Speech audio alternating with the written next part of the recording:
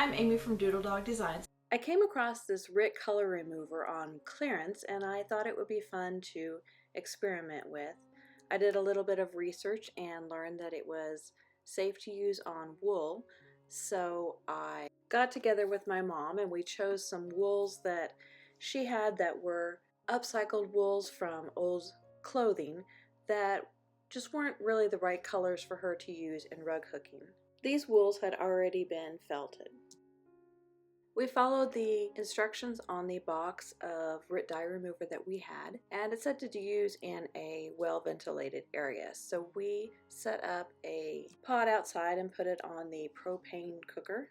The cooking pot and the stirring spoon that we used are used exclusively for dyeing. They're not used for cooking. Once the water was simmering, we added the packet. You need to be careful and wear a face mask so you don't breathe the dust particles, and also wear gloves to protect your hands. And then we stirred until the powder was dissolved.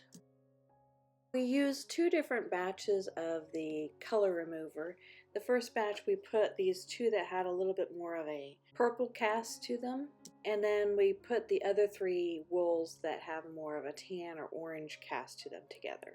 We pre-soaked all of the fabrics in water so that they were wet when we put them into the hot pot. We put the fabrics in and allowed the water to simmer while stirring constantly.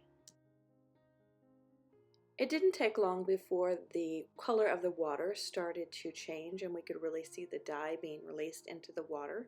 We did simmer each batch for at least 30 minutes. And then we took the wool out and rinsed it in warm water and then washed the wool.